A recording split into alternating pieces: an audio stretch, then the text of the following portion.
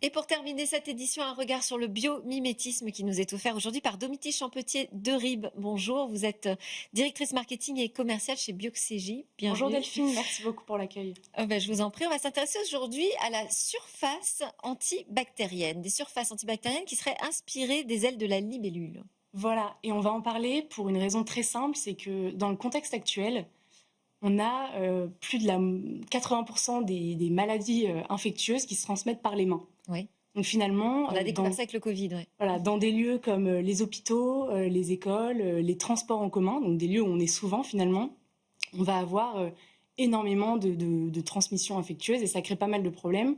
Les plus gros, je dirais, c'est dans les hôpitaux, où aujourd'hui, un patient sur 20 entre à l'hôpital pour se faire soigner et ressort avec une maladie infectieuse.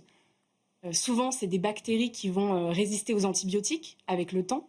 Donc, ça va créer en fait des complexités dans le traitement, des surcoûts et des milliers de morts aussi, surtout. C'est ça qui pose le plus problème. Donc, on est face en fait à un enjeu de santé publique assez important et plusieurs milliards à l'échelle européenne d'argent qui est dépensé dans le surcoût de ces traitements contre ces infections.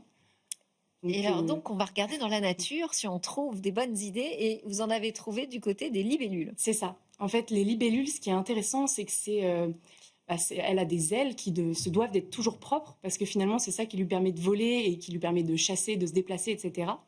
Et elle a trouvé une solution très ingénieuse pour ça, qui est en fait de structurer en fait la surface de ses ailes à une échelle vraiment microscopique.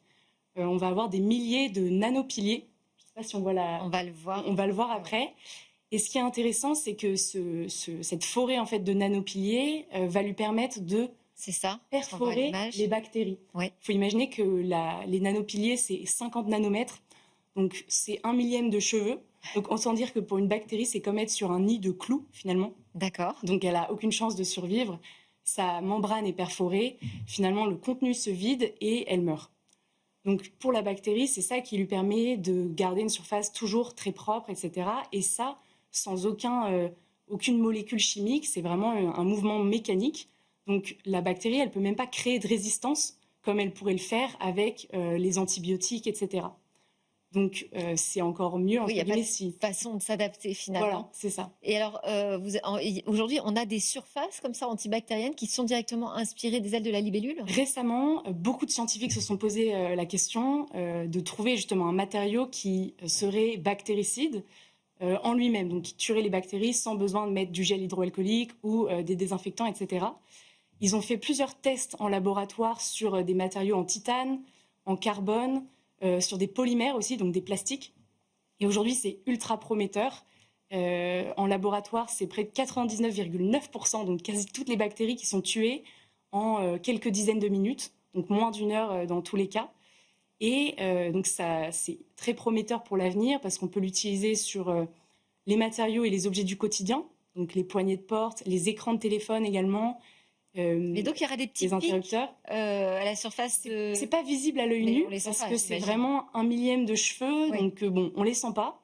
Et ça résiste quand même au toucher, au lavage, aux forces mécaniques, et ça s'use moins, on va dire, que tout ce qu'on va appliquer comme traitement de surface chimique.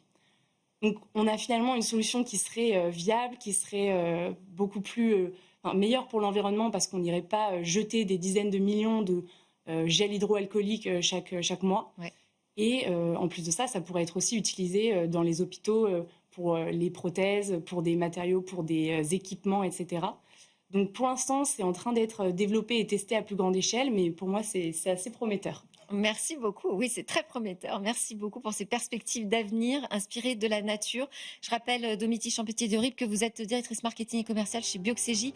Merci à tous de nous avoir suivis. C'était Smart Tech. J'espère que cette émission vous aura passionné. On a parlé philo, biomimétisme et plein de choses encore. À très bientôt sur la chaîne Be Smart for Change.